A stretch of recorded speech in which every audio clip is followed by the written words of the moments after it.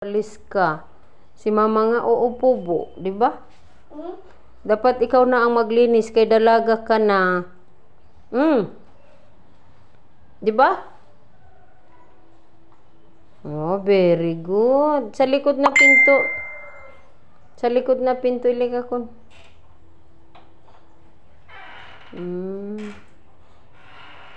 Na, di ba? Marunong ka na? Wow, malinis na bahay niya. Thank you, bye. Welcome. Oh, very good. Thank you, Marco. Welcome. Oh, welcome. Very good. Ang sipag-sipag ng dalaga ko, oh, di ba? Simot talaga ang pagwalis. Very good. Nadari, tuloy mo na sa labas. Ayan. Kasipag. Wow. Galing naman.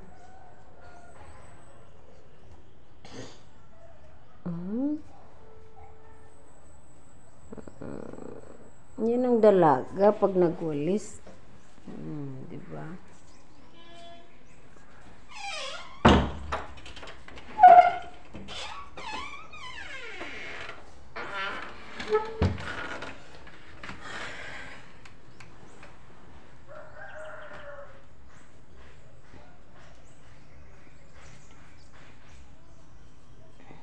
So, sa edad niyang 3 years old, alam na niya at kung ano yung nakikita niya, ayun, tignan niya.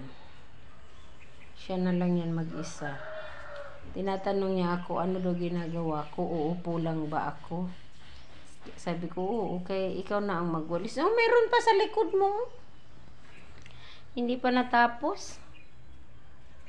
Ano yung mga mamputian yung mga tinapay na? Wow, nalinis din niya. Very good talaga ang baby. Hanggang sa labas ba yan? Wow. Diba?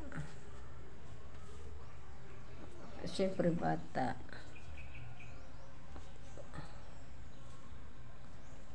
So, kung ano kasi nakikita niya, ayan o, diba? Kikita niya paano ako maglinis. Talagang binabalik-balikan ko. At hanggang labas talaga yan. O, diba? Sana all. So, edad niyang 3 years old, nakakayanan na niyang magwalis sa loob ng bahay. Hindi niya alam.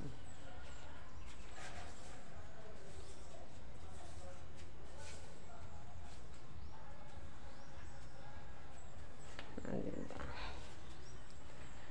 Tama na ko, wala na ba eh? Very good. O, di ba malinis na bahay mo? Wow, thank you. Nalugat ako. Ha? Nalugat ako. Ah, nalugat ka, napagod ka. Nawalis pa ito, nalugat ako. Nagpasok ka na para di ka malugat. Ilay ka ratibi.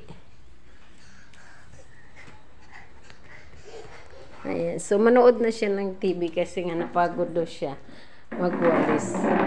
Check. Patingin ang pawis mo. Wow, pinawisan. Check. Urong ka dito.